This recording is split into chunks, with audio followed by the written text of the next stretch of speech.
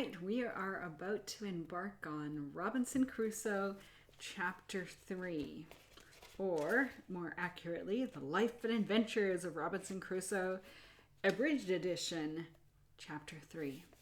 And I just noticed that actually behind me, my bookshelf, I should say, is not organized at the moment. Usually I like to have it in chronological order, relatively speaking, but at the moment it is just kind of haphazardly shelved because I haven't had a chance to organize it since we moved into this place. But behind me we have The Martian, which is a book that in some ways is inspired or based on or the descendant of Robinson Crusoe, because it is about someone who in this case is stranded not on an island but on a planet. So it is part of what is sometimes referred to as the Robinsonade, or a collection of works that are inspired or owe some kind of debt, inspiration to Robinson Crusoe. The TV show Lost in Space, both the original 60s version and the newer Netflix version, are also part of that Robinsonade. And in fact, their family name is Robinson, based off of the Swiss family Robinson, which also got its name from Robinson Crusoe. Okay, but Chapter 3, and this is where we finally kind of get to the whole point of our story. Okay. So, Robinson Crusoe, he has escaped from his period of enslavement. He has been rescued by a Portuguese ship. What is going to happen next? It was an inexpressible joy to me, as anyone will believe, that I was thus delivered, as I esteemed it, from such a miserable and almost hopeless condition as I was in, and I immediately offered all I had to the captain of the ship as a return for my deliverance. But he generously told me he would take nothing from me, but that all I had should be delivered safe to me when I came to the Brazils. For, says he, I have saved your life on no other terms than I should be glad to be saved myself, and it may one time or other be my lot to be taken up in the same condition. Besides, said he, when I carry you to the Brazils, so great away from your own country, if I should take from you what you have, you will be starved there, and then I only take away what life I have given. So essentially, the captain who rescued them, he's a good captain. He recognizes that they need what they have, and so he doesn't take any of the wealth, any of the things that Robinson offers him from his ship, from his boat. Instead, he says, you take it so that you have a way of sustaining, of taking care of yourself once you are in the Brazils, because that is the area that this ship is sailing to. As to my boat, it was a very good one. So this is Robinson talking again. As to my boat, it was a very good one, and that he saw, and told me he would buy it of me for the ship's use, and asked me what I would have for it. I told him he had been so generous to me in everything that I could not put any price on the boat, but left it entirely to him, upon which he told me he would give me a note of his hand to pay me 80 pieces of 8 for it at Brazil, and when it came there, if anyone offered to give me more, he would make it up. He offered me also 60 pieces of 8 more for my boy Zuri, which I was loath to take, not that I was not willing to let the captain have him, but I was very loath to sell the poor boy's liberty, who had assisted me so faithfully in procuring my own. Okay, I'm going to pause here again to say that I have a full-length edition of Robinson Crusoe that has some notes in it, and it explains that a piece of 8 was the equivalent of 4 British shillings and 6 pence. And thus, 80 pieces of 8, which is what the captain is paying for the boat, is the equivalent of 18 pounds. And 14 pieces of 8 is not, 60 pieces of 8 is not quite 14 pounds. So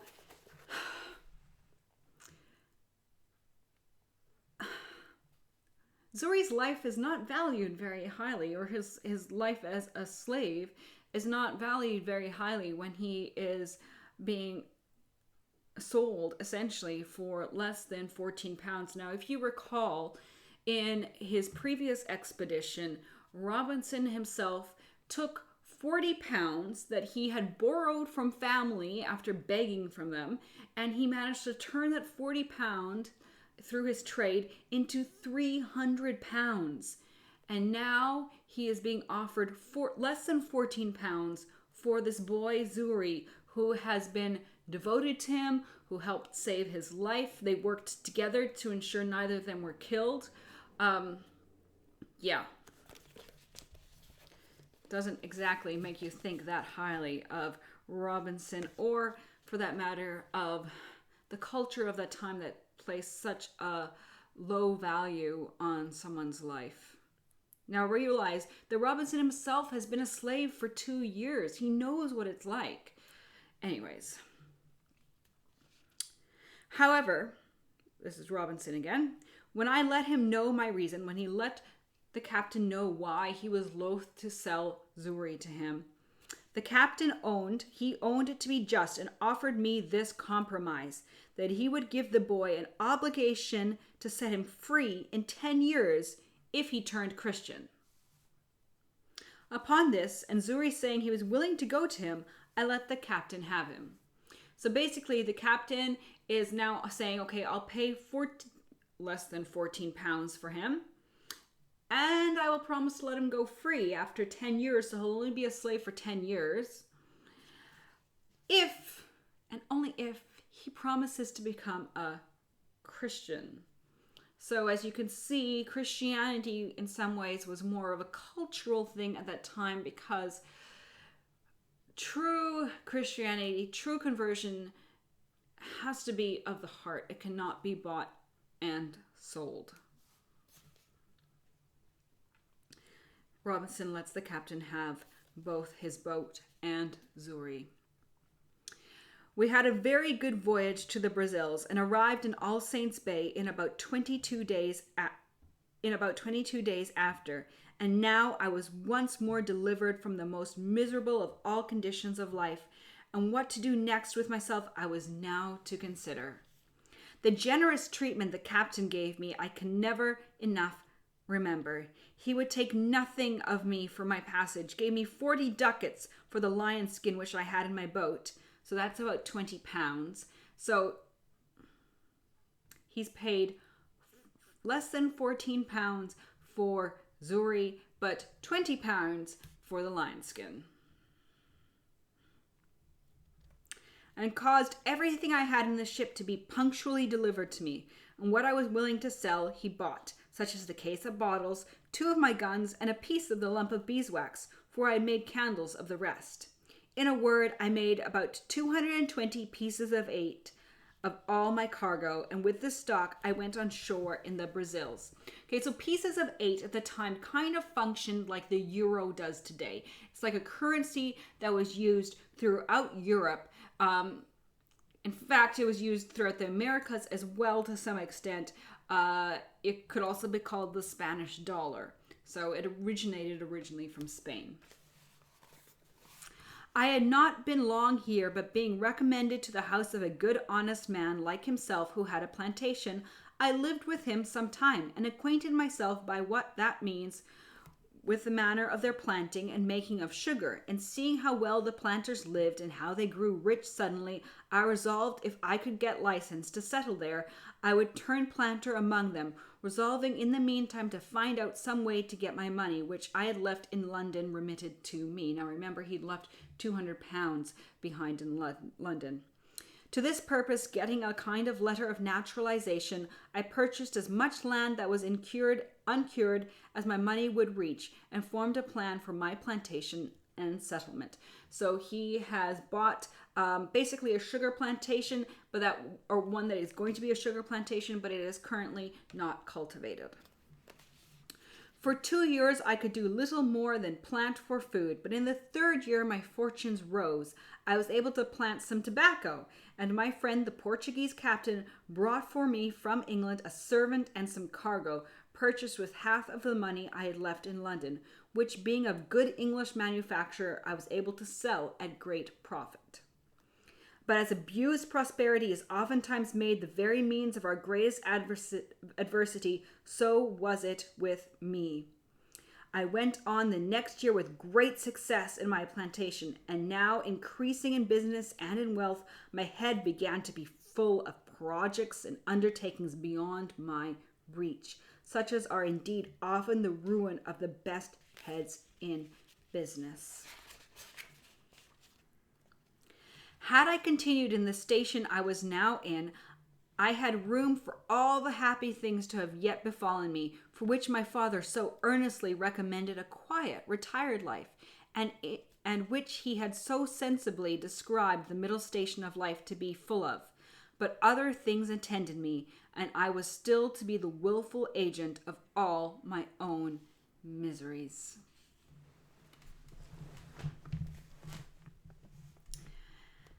As I had once done thus in my breaking away from my parents, so I could not be content now, but I must go and leave the happy view I had of being a rich and thriving man in my new plantation, only to pursue a rash and immoderate desire of rising faster than the nature of the thing admitted, and thus I cast myself down again into the deepest gulf of human misery that ever man fell into.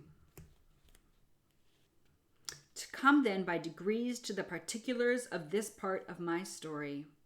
You may suppose that having now lived almost 4 years in the Brazils and beginning to thrive and prosper very well upon my plantation, I had not only learned the language but had contracted acquaintance and friendship among my fellow planters, as well as among the merchants at St. Salvador, which was our port.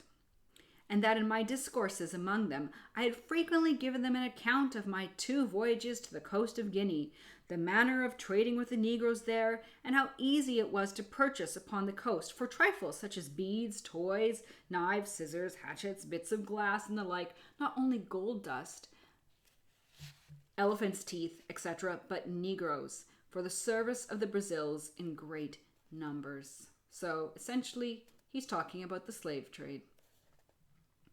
They listened always very attentively to my discourse on these heads, but especially to that part which related to buying Negroes, which was a trade at that time not only not far entered into, but as far as it was, had been carried on by the permission of the kings of Spain and Portugal, and was subject to monopoly, so that few Negroes were brought, and those excessive dear. It happened, being in company with some merchants and planters of my acquaintance, and talking of those things very earnestly, 3 of them came to me the next morning and told me they had been amusing very much upon what I had discoursed with them. It happened, being in company with some merchants and planters of my acquaintance, and talking of those things very earnestly, 3 of them came to me the next morning, and told me they had been amusing very much upon what I had discoursed with them of the last night, and they came to make a secret proposal to me. After enjoining me secrecy, they told me that they had a mind to fit out a ship to go to Guinea, that they had all plantations as well as I, and were straitened for nothing so much as servants. That as it was a trade that could not be carried on because they could not publicly sell the Negroes when they came home, so they desired to make but one voyage, to bring the Negroes on shore privately and divide them among their own plantations. And in a word, the question was whether I would go to manage the trading part upon the coast of Guinea. And they offered me that I should have my equal share of the Negroes without providing any part of the stock. So what they want to do and what they are proposing Robinson help them with is to go on an illegal, not even illegal, though it was in some ways legal at the time, on an illegal slave trading expedition. They have to keep it secret because there is a monopoly on the slave trade, and they want to go They want to do sort of an underground illegal slave trade expedition. And they are saying, Robinson, you can come and you can help us, and you can also get a slave or slaves, but you won't have to put any money into the venture. You're not going to have to pay for the ship or the provisions or any aspect of going on the trip. You just have to help us with your knowledge of the slave trade.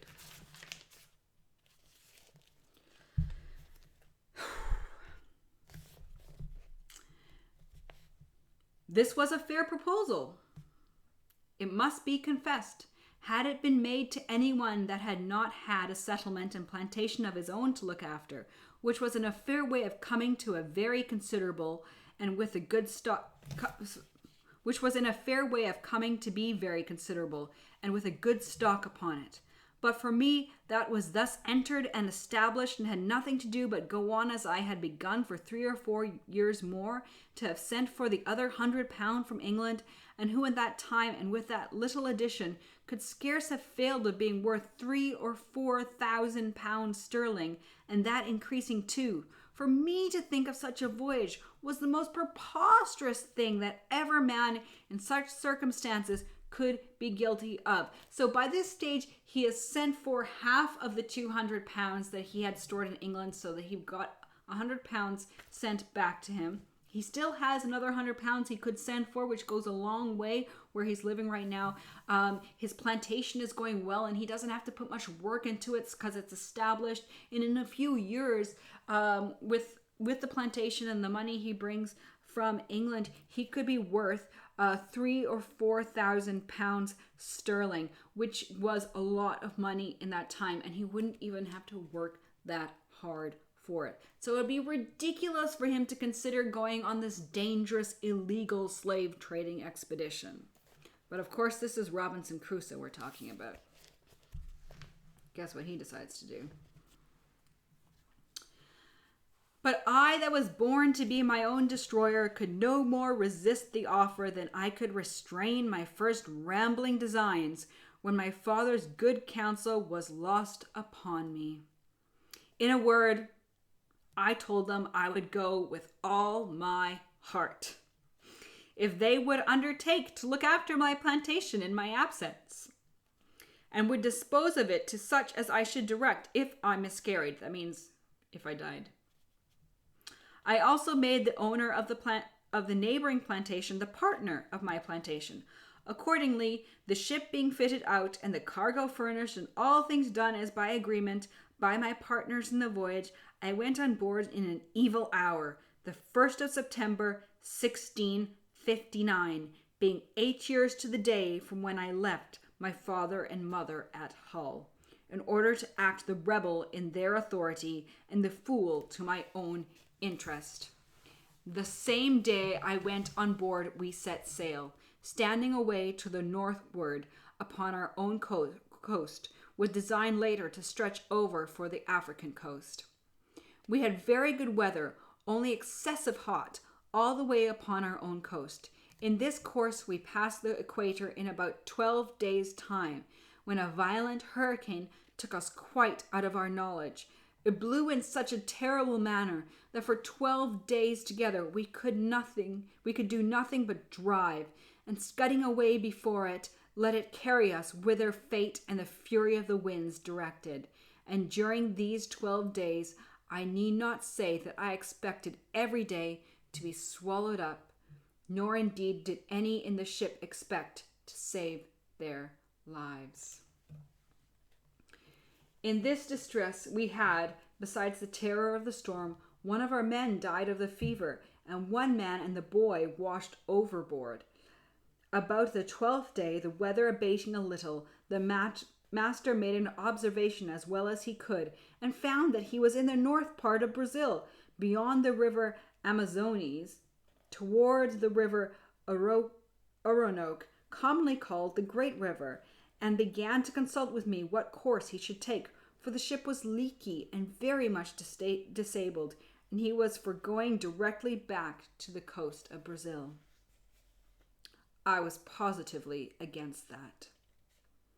and looking over the charts of the seacoast of America with him, we concluded there was no inhabited country for us to have recourse to till we came within the circle of the Caribbee Islands, and therefore resolved to stand away for Barbados, which we might easily perform, as we hoped, in about 15 days' sail.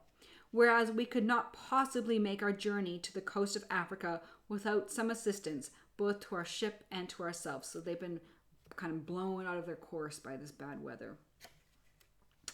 With this design, we changed our course and steered away in order to reach some of our English islands, where I hoped for relief.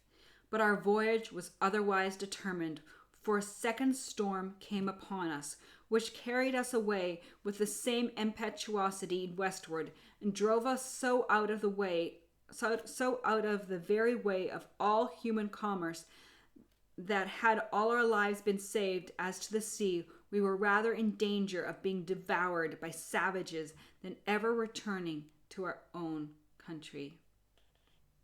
In this distress, the wind still blowing very hard, one of our men early in the morning cried out, "Land!" And we had no sooner run out of the cabin to look out in hopes of seeing the whereabouts in the world we were, but the ship struck upon sand, and in a moment, her motion being so stopped, the sea broke over her in such a manner that we expected we should all have perished immediately. So they've hit an unexpected sandbank. It is not easy for anyone who has not been in the like condition to describe or conceive the consternation of men in such circumstances. We knew not where we were, or upon what land it was we were driven, whether an island or the main, whether inhabited or not inhabited, and as the rage of the wind was still great, though rather less than at first, we could not so much as hope to have the ship hold many minutes without breaking in pieces, unless the winds, by a kind of miracle, should turn immediately about. In a word, we sat looking upon one another and expecting death every moment, and every man acted accordingly, as preparing for another world. For there was little or nothing more for us to do in this, that which was our present comfort, and all the comfort we had was that, contrary to our expectation, the ship did not break yet, and that the master said the wind began to abate. In this distress, the mate of our vessel lays hold of the boat, and with the help of the rest of the men, they got her slung over the ship's side, and getting all into her, let go, and committed ourselves, being 11 in number, to God's mercy and the wild sea. So they've gone into the lifeboat. For though the storm was abated considerably, yet the sea went dreadfully high upon the shore. And now our case was very dismal indeed, for we all saw plainly that the sea went so high that the boat could not live, and that we should be inevitably drowned. As to making sail, we had none, nor, if we had, could we have done anything with it. So we worked at the oar towards the land, though with heavy hearts, like men going to execution, for we all knew that when the boat came nearer the shore, should be dashed in 1,000 pieces by the breakers.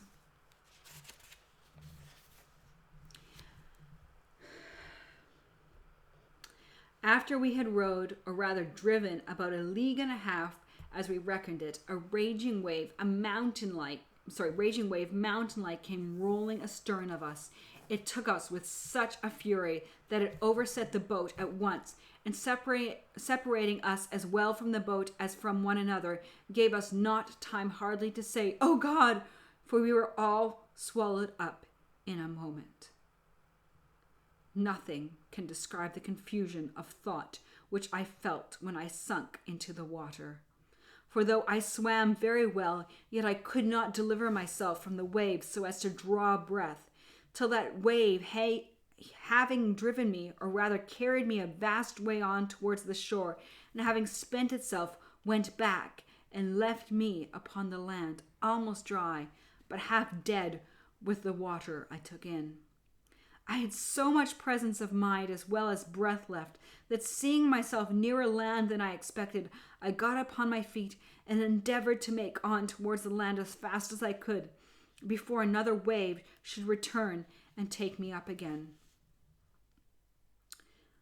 But I soon found it was impossible to avoid it. For I saw the sea come after me as high as a great hill, and as furious as an enemy, which I had no means or strength to contend with. My business was to hold my breath and raise myself upon the water, if I could. And so by swimming to preserve my breath and pilot myself towards the shore, if possible.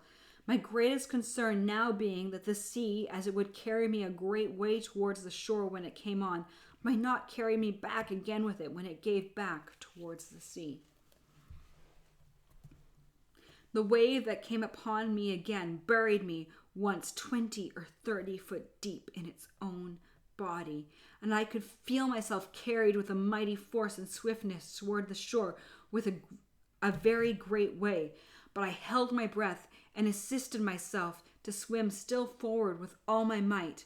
I was ready to burst with holding my breath when, as I felt myself rising up, so to my immediate relief, I found my head and hands shoot out above the surface of the water. And though it was not 2 seconds of time that I could keep myself so, yet it relieved me greatly, gave me breath and new courage. I was covered again with water a good while, but not so long but I held it out, and finding the water had spent itself and began to return, I struck forward against the return of the waves and felt ground again with my feet.